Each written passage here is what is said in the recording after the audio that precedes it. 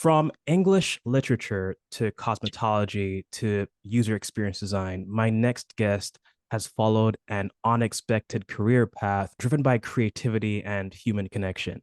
After earning her bachelor's in English and working for years as a stylist and salon manager, she's decided to pursue a new direction in UX. She's completed an extensive UX certification course while taking on freelance copywriting projects. And soon after, she's leveraged this diverse experience to land a UX copywriter role at a major cable provider. In this position, they've spearheaded creative solutions for products used by millions across the country. And their unique blend of writing, design, and understanding people has allowed them to bridge desperate worlds and communicate complex ideas. So, with that said, I'm thrilled to have Grace Berry on our show today to discuss her multifaceted journey and approach to UX copywriting. Grace, welcome to Got 10 Minutes. Hi, Twain. Thank you so much. I'm so happy to be here. Welcome. Let's jump right into it. So tell us about yourself and your background and the route that you took to working with like major brands across the country. Yeah, so my journey is a bit of a unique one. So I had started off studying English literature at Temple University in Philadelphia. So my original intention was to teach, but I wound up at an impasse when it came to pursuing grad school or doing something else.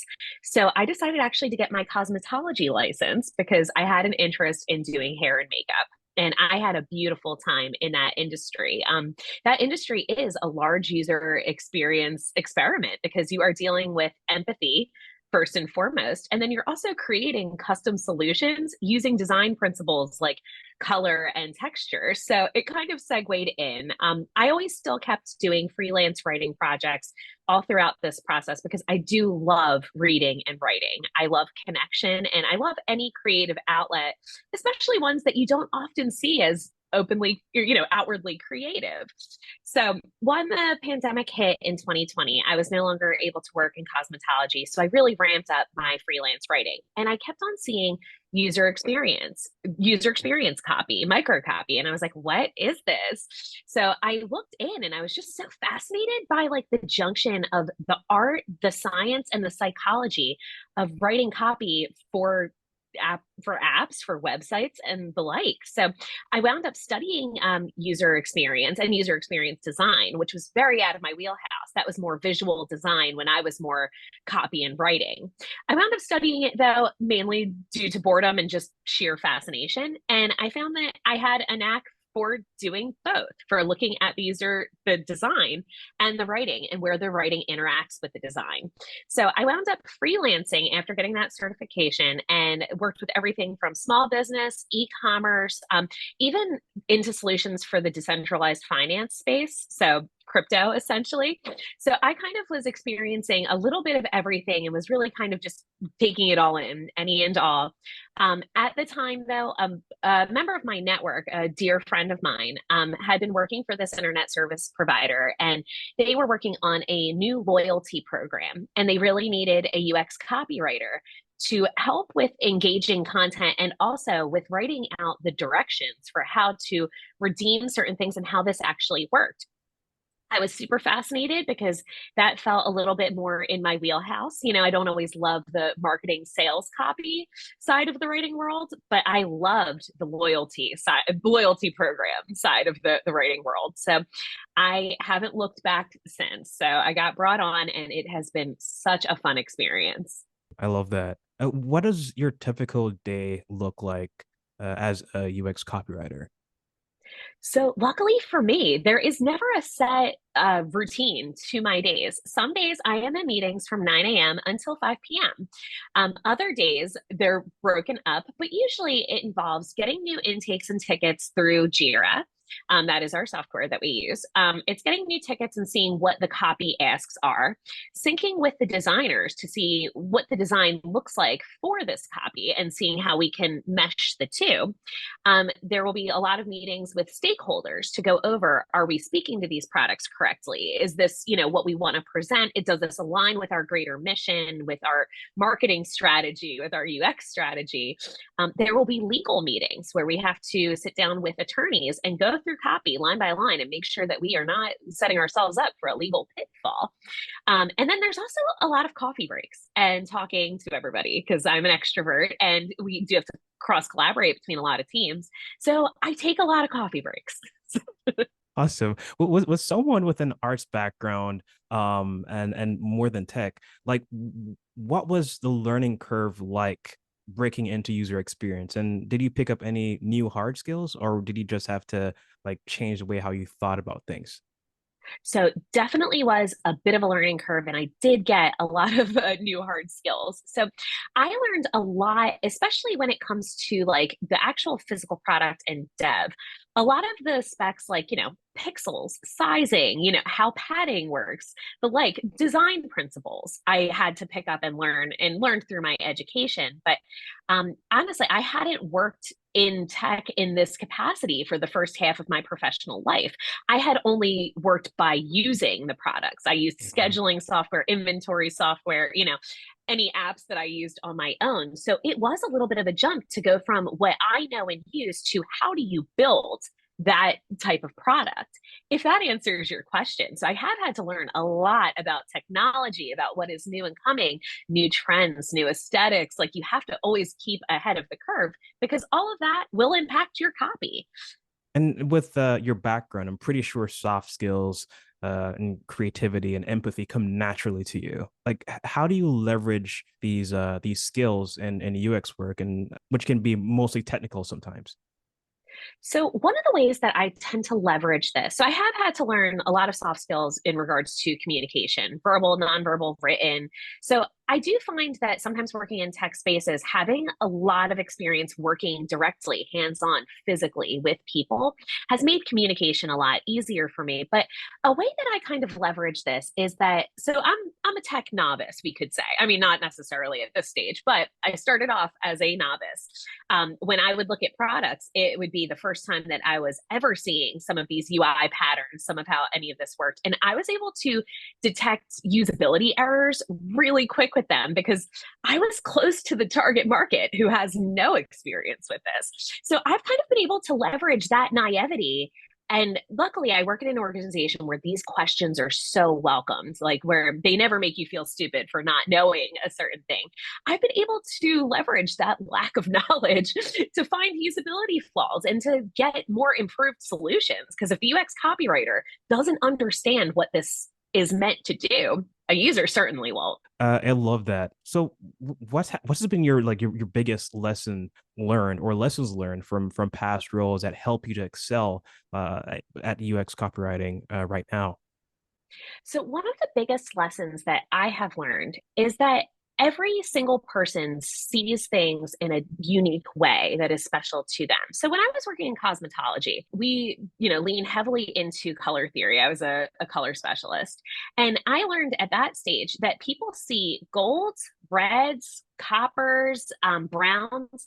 They will see them in different ways and they will call them different things. So I think Mm. it really becomes a lesson in information architecture because some people will call things a certain name and some people will recognize things as a certain name that may or may not differ with the rest of the populace. So you have to find a really good middle ground that is inclusive of everybody. So this is where the conversation of accessibility comes in. So whereas working in cosmetology wasn't an exact accessibility lesson in the way that we think of it with like ADA compliance, it was an accessibility lesson in how do I tailor my communication to match what this person has in their head, their vision. Like how can my communication match what they are thinking? I kind of have used this when it comes to applying accessibility principles to written solutions because, as we know, certain items, especially when they're relating to color, we cannot use that in calling out an interface. Like there's no click the red button. Not everyone is going to see red the same way. So how do you instruct them to click that button? Also, even using the word click is a little bit of an accessibility issue because not every user has the experience of clicking. So what do you say instead of that? While you want to be super specific in UX copywriting, I often opt for select, but I am open to all feedback. If anyone has another solution, I love hearing different ways to kind of get around accessibility and make products that are universally usable. Yeah, I love that. We like sometimes encounter the same issue a lot. Because like most users right now are mobile. It's very hard. The line it doesn't communicate. But like that suggestion is like really, really great. Sometimes we said tap, but that leaves out people on computers who are using mouses. Yeah. So when collaborating with designers and developers, how do you get your ideas across clearly? And do you have any tips for being effective at this form of communication?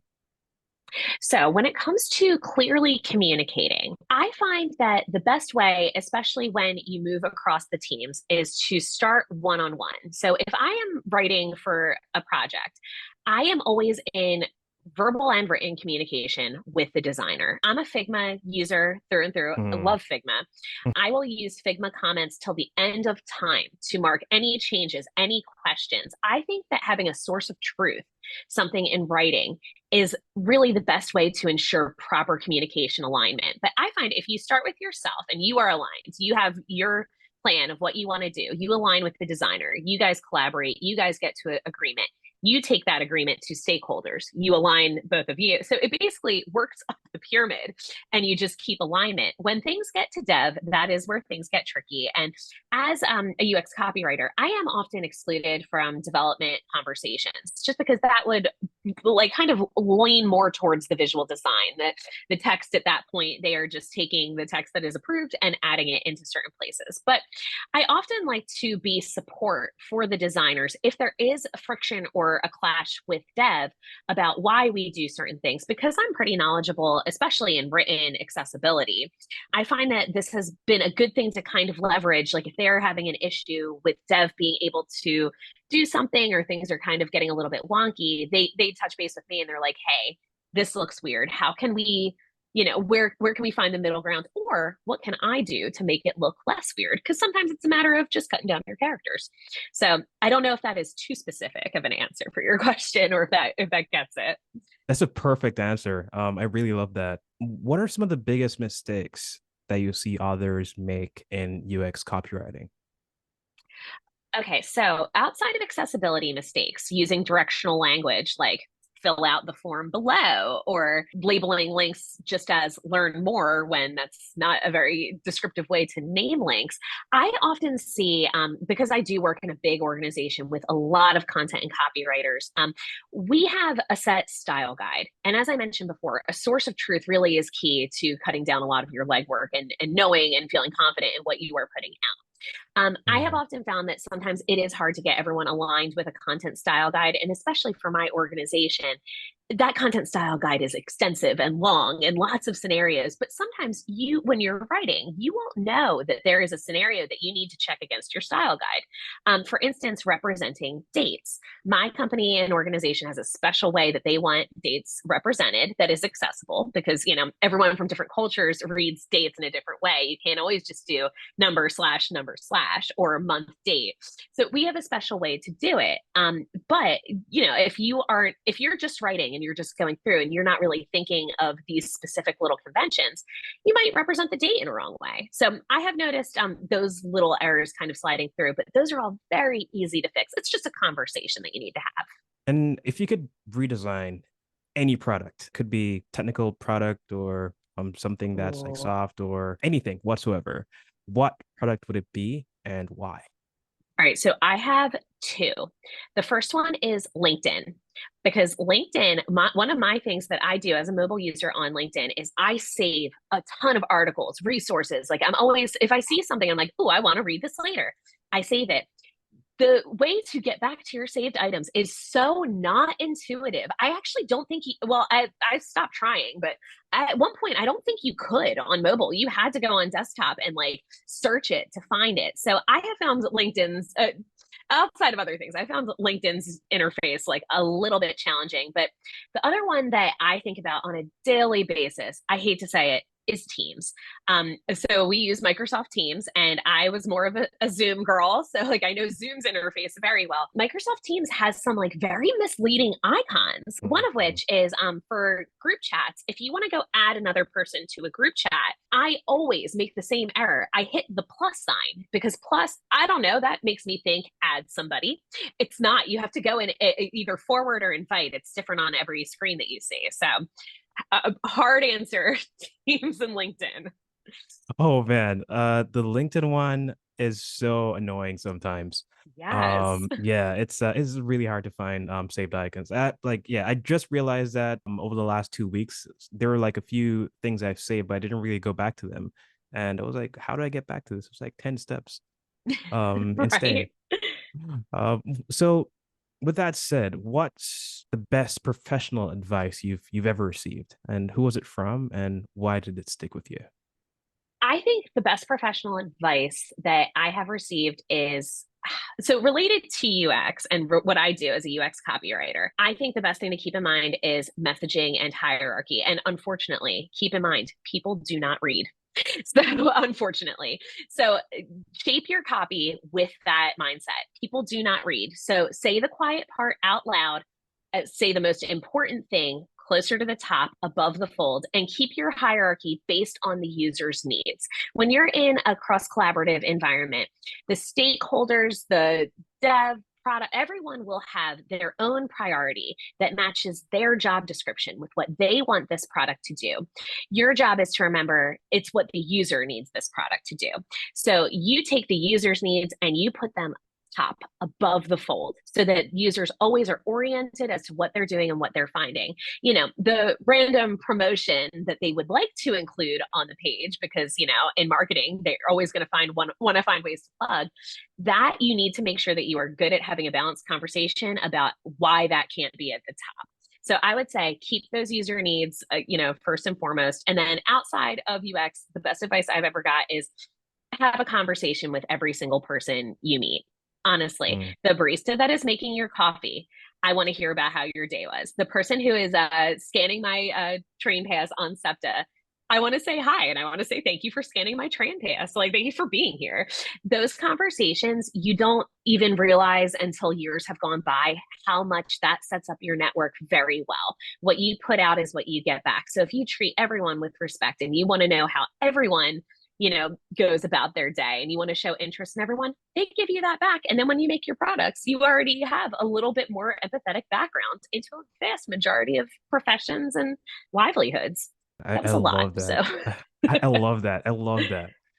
So this is my last question here. I love this interview. So my last question is, what's one weakness that you've turned into your strength? a weakness that I am still transforming into a strength is being detail oriented. So, all of us that work in experience design, experience copy, product design, we know that being detail oriented is a part of the game. However, in writing copy, and especially working in a big corporation when you might be working on 11 unique products at one time, it gets a little bit hard to chase the details. And now we know that there are some details that are a non-negotiable. You have to make sure you're using correct grammar and tensing and the like. But sometimes I find that getting the tunnel vision on the detail, like chasing down the copy for one CTA button, sometimes you lose the details of the whole experience. And then you find that you've written redundant copy in places, or certain things don't make sense as a grand whole. And it's because you have been so focused on one detail, you forgot all the details of the page. So that is something that I am still actively working on, and especially where I'm at right now. We're in a really busy season in my job right now. We're kind of gearing up through Halloween and holiday. I do have a pretty heavy workload, which I love. I love being on my toes and I love getting, it's a new project every hour. I love that. But I do find that sometimes I'm just like, just get it out the door, just solve the problem, just fix these two awkward words before they drive me nuts. And I forget those two awkward words are not the problem. It's the whole page that I need to be like making sure is cohesive. Oh man, Grace, thank you so much for joining us today on Got 10 Minutes. Where can our listeners find you if they'd like to connect? So I can be found on LinkedIn right now. I can make sure that I like leave my LinkedIn contact, but that is usually the best place to find me. I'm always on there, and I would love to see everyone else's work too. I'm constantly learning myself. So if any other writers have any input or want to continue this dialogue, I am open for the conversation. Thanks for listening to Got 10 Minutes, powered by Samelogic, action-based in-product surveys. To stay in touch, follow us on LinkedIn or the podcast app you're listening to this on right now for more episodes. Take care.